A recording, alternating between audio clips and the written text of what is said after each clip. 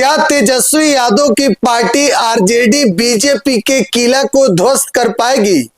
क्या प्रशांत किशोर बीजेपी के किला को ध्वस्त कर पाएंगे या एक बार फिर से बांकीपुर में बीजेपी का झंडा लहरेगा?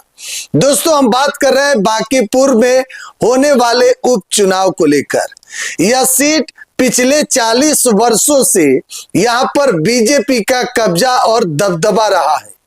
यहां से वर्तमान समय में नितिन नवीन विधायक थे, इस्तीफा देकर बीजेपी के राष्ट्रीय अध्यक्ष बन चुके हैं और तुरंत अभी जो चुनाव हुआ है वहां राज्यसभा के सदस्य भी बने हैं। तो अब यह सीट खाली है, यहां चुनाव होने जा रहा है।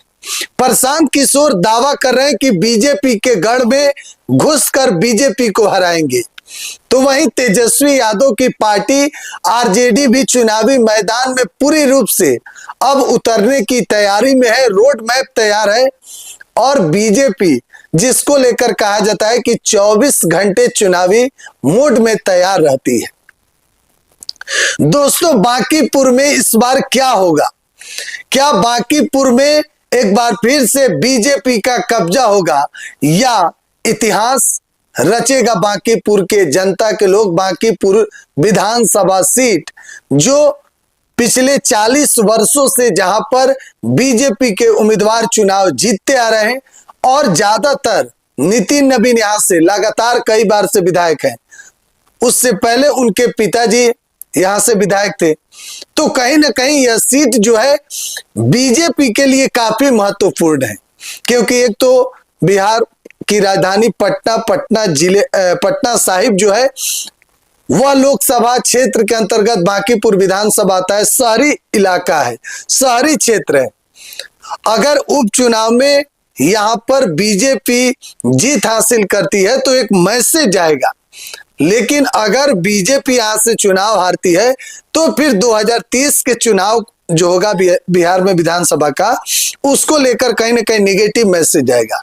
तो दोस्तों, सबसे बड़ी बात कि जनसुराज से यहां से प्रशांत किशोर खुद चुनावी मैदान में उतरने के लिए तैयार हैं। खबर है सूत्रों के हवाले से कि प्रशांत किशोर यहां से चुनाव लड़ सकते हैं, बहुत ही जोर शोर से तैयारी में।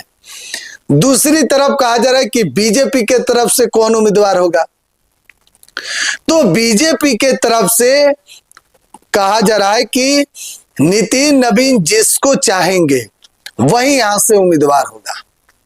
लेकिन राष्ट्रीय जनता दल के तरफ से कौन उम्मीदवार होगा?